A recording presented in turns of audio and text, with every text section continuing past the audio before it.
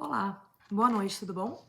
Fui convidada pelo canal Corretor Conteúdo para dar dicas para vocês de como fazer o seu dinheiro render em 2025. Bom, vou me apresentar um pouquinho, né? Eu sou Ana Luísa Rulançada, eu já atuo no mercado financeiro há 8 anos, 5 anos no banco, como o Banco do Brasil, Banco do Empreendedor e Unicred, e 3 anos na maior corretora da América Latina, que é a XP.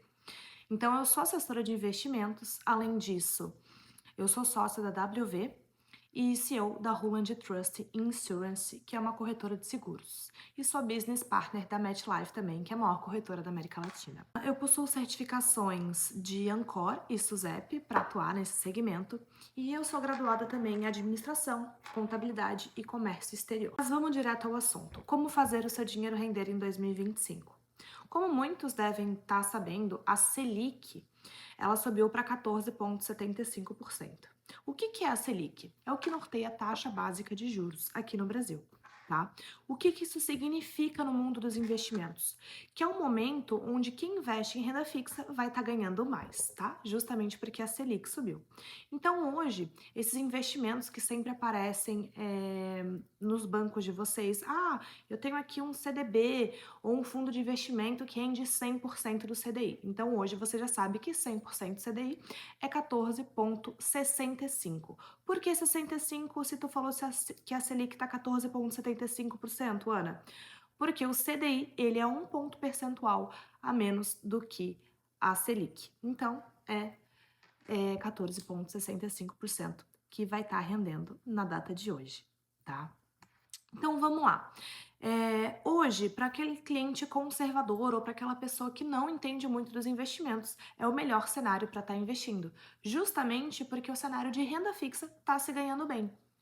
E lembrando que a renda fixa ela tem diversas proteções para o cliente. O que são essas proteções? É o famoso FGC, Fundo Garantidor de Crédito. Ou seja, aquele cliente que tem até 250 mil em um emissor bancário, ele tem a proteção que mesmo se o banco falir, ele recebe todo o dinheiro de volta. Então, por isso que ele é um investimento, é um ativo, um tipo de ativo onde você pode investir tranquilamente. Tá? Ana, eu tenho mais de 250 mil para investir. Eu tô fora do FGC? Não. Você só tem que investir em emissores diferentes, tá? Por CPF, você consegue até 1 milhão pelo FGC, ou seja, você pode diversificar ali em outros emissores, né? Nunca colocando mais de 250 mil em um único emissor, tá? Ana, eu tenho mais de 1 milhão, como é que eu faço para ter o FGC? Infelizmente, não consegue. Tá. Então a gente consegue estar dentro do FGC até R$ 1 milhão na pessoa física. Então vamos lá. A Selic subiu, né? Isso é bom para quem? Isso é bom para nós investidores.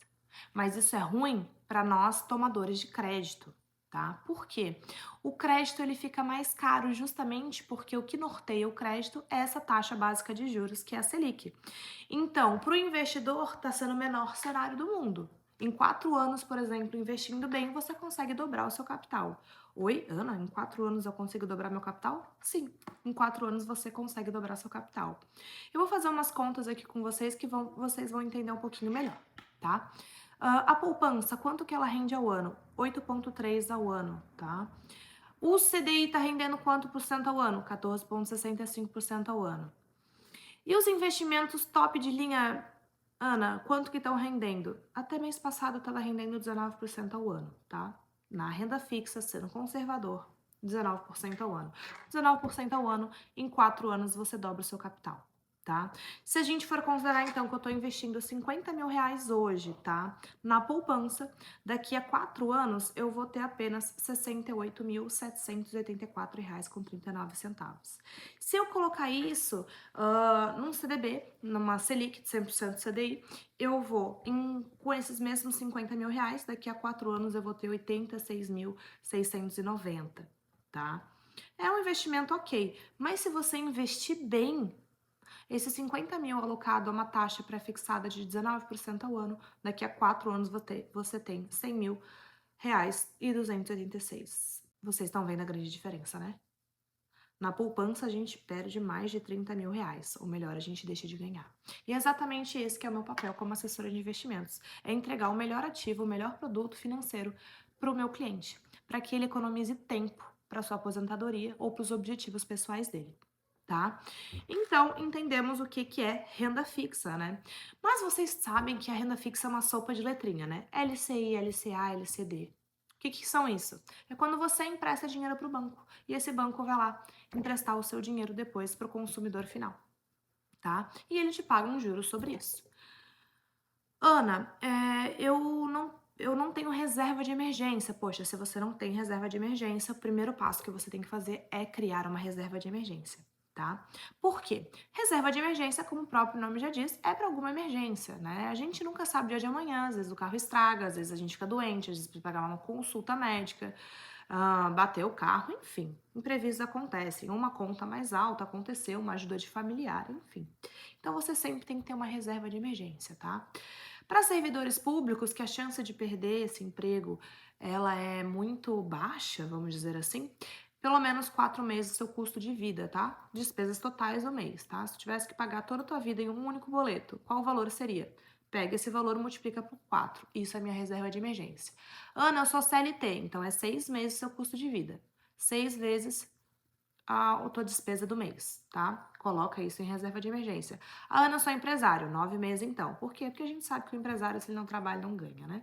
A não ser que ele já esteja numa estrutura muito grande, com uma quantidade de funcionários muito boa, com uma gerência muito bem qualificada, ele até não precisa dessa reserva tão significativa. E onde alocar essa reserva de emergência? Justamente nesses 3 ativos que eu te comentei, LCI, LCA ou LCD, tá? O que que é isso? Letra de crédito imobiliária, o LCI, LCA, letra de crédito do agronegócio e LCD, letra de crédito de desenvolvimento, tá? Qual que é o benefício deles, tá? E por que que eu sempre instruo a alocar esses ativos como reserva de emergência? Porque você tem liquidez. Opa, palavra nova no vocabulário. O que que é liquidez? É que você pode resgatar imediatamente, tá? É isso que significa. Então, hoje, com liquidez, a gente consegue facilmente no mercado taxas de 84% do CDI. Poxa, Ana, mas você estava falando de 100% do CDI, por que agora você está falando de 84%? Porque tem o benefício da isenção do imposto de renda. Então, um LCI de 84%, ele equivale a um CDB de 109% do CDI, em virtude dessa isenção do imposto de renda, se você retirar nos próximos até 6 meses, tá? Se você for retirar depois de um ano esse recurso, se você realmente não for utilizar esse recurso mais de um ano, aí realmente acaba compensando mais o CDB, porque o CDBs, a isenção, ele tem uma tabela regressiva do imposto de renda. Começa com 22,5 até os primeiros 6 meses, depois dos primeiros 6 meses ele vai caindo até chegar a 2 anos, que fica 15% de imposto de renda. Tá? Então, por isso que é sempre bom você ter um assessor de investimento que sabe os seus objetivos de curto, médio e longo prazo para fazer uma carteira de investimento diversificada para você, tá? Como vocês gostam muito de imóveis, eu vou citar sobre esse cenário, tá? Lembra que eu falei que o crédito ele fica mais caro agora nesse momento de Selic alta? Então, vocês estão vendo que os financiamentos eles estão sendo muito mais difíceis de serem aprovados, porque o custo do dinheiro está muito caro, justamente em virtude da Selic. Qual que é a solução disso, né? Financiamento ele caro, o que que significa? Que você vai comprar um apartamento financiado, mas na verdade você vai pagar 2 ou até 3. Qual é a solução disso? O que que a gente pode fazer para não pagar tantos juros, tá? A gente tem um consórcio, que nada mais é do que um financiamento adiantado. Você já tem o sonho de comprar um imóvel e você adquire um consórcio para isso. Ah, Ana, mas eu vou comprar o consórcio e vou comprar apartamento no outro dia? Não, aí realmente é mais longo prazo, não é para necessidade imediata. Um consórcio muito bem estruturado, ele consegue contemplar ali nos primeiros 3 anos que você adquiriu ele, dando lances, tá? Cada grupo, cada consorciadora, administradora de bens tem umas regrinhas e tem os seus tipos de lance fixo. Mas, através dos lances e com um bom atendente, né, um bom assessor de investimentos também, ele consegue te ajudar nisso. E Ana, como é que funcionam as taxas dos consórcios? Elas variam muito dependendo do prazo, obviamente, mas ela varia ali de 17 até 35%. Ao ano, Ana, não, no contrato inteiro. Ou seja, a gente pega essa taxa de administração, ele não tem juros, só tem essa taxa de administração. A gente pega essa taxa de administração ali de 17 e rateia ao longo do contrato. E o mais legal, o que que é? Você pode fazer no prazo que for melhor para você, uma parcela que cabe no seu bolso. Por quê? Porque a gente sabe que na hora de financiar um apartamento, normalmente você vai financiar em 30 anos. Poxa, 30 anos é muito tempo. Claro, vai deixar a parcela atrativa, mas é muito juros. Né? No financiamento você paga uma taxa de juros anual, então cada ano que passa é mais juros em cima disso. A gente diz que basicamente 10 anos do seu financiamento você só pagou juros, você não pagou o teu imóvel efetivamente. Então tem que tomar cuidado com isso na hora que for comprar um imóvel. É, identificar se realmente está valendo a pena financiar ou então fazer uma carta de consórcio. Ana, me explica melhor o que é consórcio. Consórcio nada mais é do que um grupo de pessoas que querem comprar um imóvel e aí eles juntam esse dinheiro numa caixinha, tá? Todos esses clientes estão pagando as parcelinhas ali, que é a parcela do consórcio, e vai enchendo essa caixinha e todo mês eles fazem sorteios dentre aqueles clientes que efetuaram o pagamento da parcela para serem contemplados.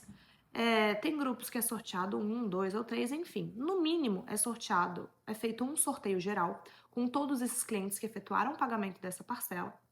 E aí tira a bolinha lá. E se for o número da sua cota, ou seja, o seu número do seu consórcio, você é contemplado e você consegue receber todo aquele valor do mês que entrou nesse fundo do valor da sua carta de crédito, ou seja, no valor que você comprou de consórcio. E aí, você sendo contemplado, você vai conseguir comprar esse apartamento ou esse imóvel, tá? Ah, Ana, então é sorte? Sim, essa modalidade sim é sorte. 100% sorte. Pagou, já está concorrendo, tá? Pagou o boleto, tá em dia, tá adimplente, você já está concorrendo. E também tem outro tipo de modalidade. O mais famoso é o lance livre, que é o que muitas pessoas falam: ah, eu tenho carta contemplada de consórcio.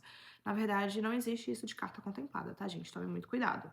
O que acontece é que a gente faz estudos de qual foi o maior lance livre, né, na última assembleia. Vamos supor que na última assembleia, no meu grupo de consórcio, o que saiu foi 70%, tá? Ele deu um lance livre, ou seja, ele pagou 70% da carta, tá?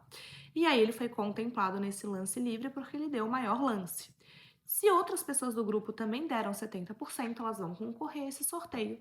Vai sair a bolinha e vai ser sorteado ali dentre esses que deram o maior lance. Então a gente tem um lance sorte pura, que é só tendo pago em dia você concorre. A gente tem um lance livre, que é o maior leva, e se tiver, obviamente, outras pessoas com essa mesma porcentagem vão sortear entre si nesse mês. E tem o lance fixo também, que aí você pode utilizar uma porcentagem da sua própria carta de crédito. E ela varia muito, tá? Tem administradoras que é 20%, tem outras que é 25%, tem outras que pode ser 40% também da sua carta de crédito. Então, você tem esses três tipos de modalidade ali para ser contemplado. Ana, é sorte? É sorte. É sorte, sim. Claro que a gente consegue utilizar ferramentas como o lance livre para realmente saber que tu vai conseguir ser contemplado logo, logo. Então, ao invés de você pagar, por exemplo, hoje, um financiamento imobiliário, ele está regindo basicamente a uma taxa de 12% ao ano, 14% ao ano. Então, hoje realmente está muito caro você financiar um imóvel, né? Quem comprou apartamentos na época da pandemia, a taxa de juros estava 2%, né? Selic estava 2%. Então, os financiamentos imobiliários eles estavam custando 5% ao ano. Realmente estava valendo muito a pena. Então, né, compensava, vamos dizer assim. Hoje, se a gente for comparar a nossa taxa de juros alta, o que você vai pagar num financiamento 3 anos de juros, você pagou no consórcio a taxa de administração.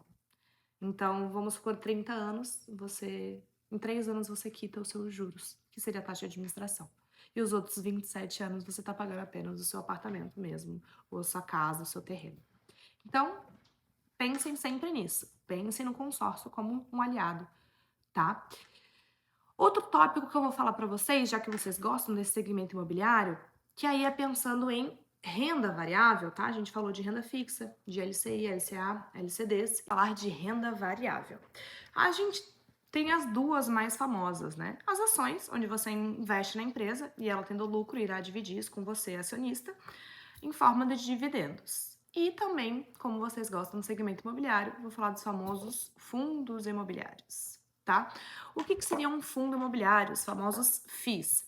É um grupo de pessoas, tá? No caso, investidores, que alocam os seus recursos neste fundo. E há um gestor profissional, obviamente certificado para tal, que sofre auditorias da CVM, Comissão de Valores Imobiliários. E aí esse gestor ele faz o quê? Dentro desse fundo, né, desse grupo de pessoas interessadas em investir. Ele escolhe ativos, investimentos no segmento imobiliário, seja no desenvolvimento de empreendimentos ou imóveis já prontos, com a intenção de extrair lucro, ou seja, os famosos proventos mensais livres de imposto de renda que todo mundo adora, tá? É, Ana, como é que funciona esses proventos mensais que você comentou? Ele simplesmente é uma parte do rendimento que esse gestor conseguiu neste fundo, através desses imóveis, tá? Ou seja, é o rendimento gerado por esses imóveis ou ativos do fundo, tá? Esse gestor que faz a compra e a venda desses ativos. E nesse fundo pode ter, como por exemplo, o shopping center, tá? Aqui em Florianópolis a gente tem o Vila Romana Shopping. E tem diversas lojas lá dentro, não é mesmo? Então, vamos supor que a Arezzo decide fechar a loja, tá? Lá do Vila Romana. A Arezzo, ela paga todo mês um aluguel para esse shopping. Se ela sair do shopping, eles vão ficar um mês sem receber o aluguel desse shopping, vão ter que achar uma outra loja, mas às vezes para aquele shopping vai ser bom. Por que vai ser bom? Porque ele já tem algum lojista querendo muito entrar que vai pagar até mais caro que a Arezzo.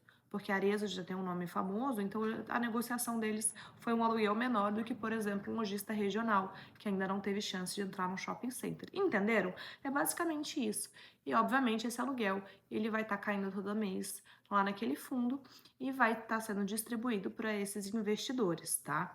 E esse exemplo que eu dei para vocês, ele é o famoso FII de tijolo, onde a gente investe indiretamente em imóveis físicos, como escritórios, shoppings, galpões logísticos, recebe esse aluguel mensal e aí repassa isso para os investidores. Obviamente, se mudar esses locatários, né, essas pessoas que estão alugando esses pontos físicos, vai ter, é, vai repercutir diretamente no rendimento mensal, tá?